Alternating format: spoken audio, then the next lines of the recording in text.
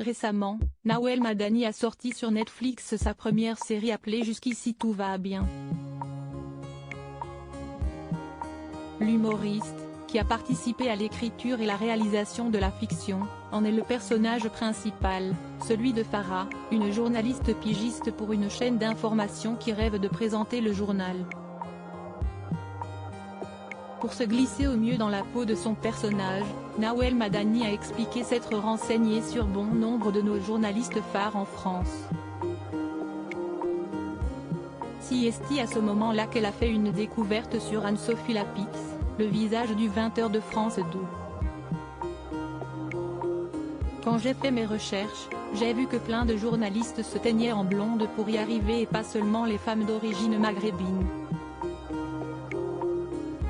Si on regarde Anne-Sophie Lapix, en début de carrière, elle était brune, a-t-elle annoncé lors de son passage dans l'émission Quelle époque, samedi soir.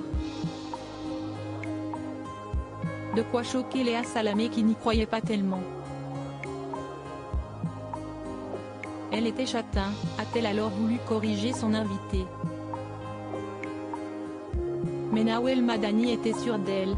Non, si vous avez quelqu'un derrière, vous allez voir, elle était brune. Anne-Sophie Lapix.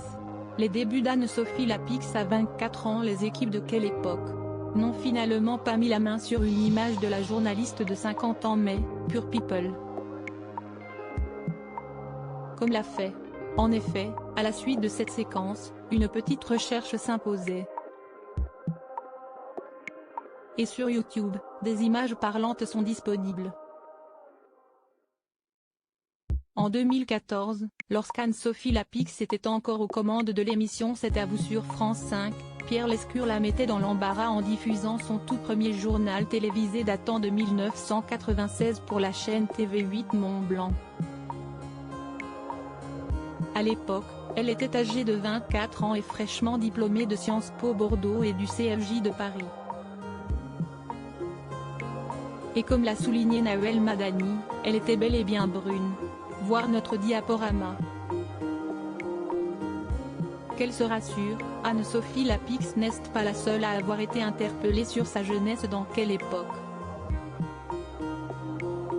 Bruce Toussaint, invité de l'émission samedi, a lui aussi eu le droit à un petit retour en arrière.